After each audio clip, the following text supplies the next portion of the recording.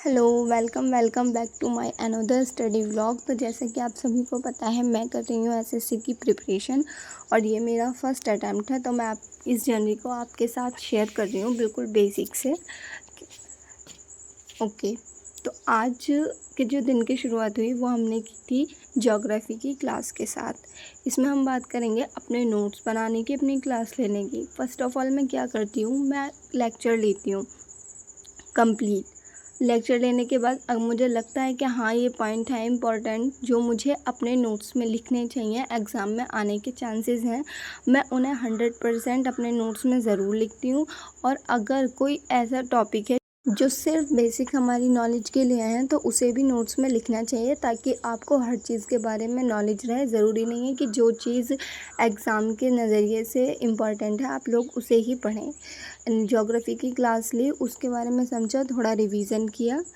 Revision करने के बाद हमने ली अपनी नेक्स्ट क्लास लेने के साथ साथ इम्पॉर्टेंट है कि आपको ये भी पता हो कि आपने जो पढ़ा है वो आपकी समझ में आया है या नहीं, क्योंकि एसएससी कोई छोटा एग्ज़ाम तो है नहीं।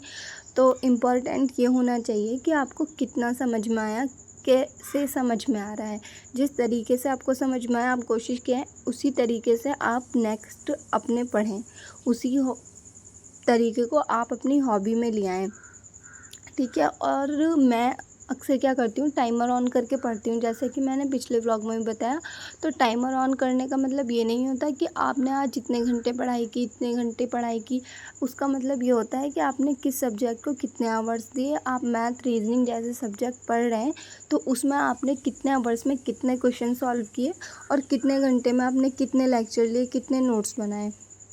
तो ये तो कहूँगी कि आप लोग हमेशा जब भी पढ़ें टाइमर ऑन करके पढ़ें। बट उसके साथ साथ आपको ये भी ध्यान रखना है कि आपने कितने आवर्स में कितने घंटे पढ़ाई की, आपकी स्पीड क्या है लिखने की। वैसे तो एमसीक्यू टाइप आता है पेपर, बट फिर भी आपकी राइटिंग स्पीड होनी चाहिए, क्योंकि आप कोई और भी एग्ज़ाम दे सकते हैं। तो अपनी अंदर ऐसी कोई भी कमी नहीं होनी चाहिए जो हमें रखनी चाहिए। उसके बाद मैंने ली थी रीजनिंग की क्लास। मेरे कुछ क्वेश्चन थे, मैंने पहले ही बताया था मेरा थोड़ा सा बैकलॉग हो रहा है, तो मैं भी उसे अभी कंप्लीट कर रही हूँ साथ में। तो मैं लगभग दिन में 3 से 4 लेक्चर रीजनिंग के ले लेती हूँ। मैंने 3 से 4 लेक्चर कल 2 घंटे में लिए थे। उसमें मैंने लगभग 50 से 60 अपने क्वेश्चन सॉल्व किए थे। तो इसके अलावा मैं एक और नेक्स्ट वीडियो बनाने वाली हूँ जो मैं आज या कल में जल्दी अपलोड करूँगी, जिसमें मैं आपको बताऊँगी कि मैं कौन से सब्जेक्ट को किस टीचर के साथ पढ़ रही हूँ, किस टीचर से पढ़ रही हूँ, कौन सी बुक मैं यूज़ कर रही हूँ, मैं कितने चीज़ को कितने आवर्स देती हूँ। और मैं बेसिकली आपसे ये ज़रूर कहूँगी कि आप अपना फोकस मैथ और रीजनिंग पे तो रखें ही रखें, इसके साथ ज्योग्राफी, हिस्ट्री ऐसे सब्जेक्ट हैं, इन पे भी ज़्यादा अपना फोकस रखें, क्योंकि यहाँ से क्वेश्चंस याद करने में थोड़ी प्रॉब्लम होती है। सारे क्वेश्चन सेम से होते हैं।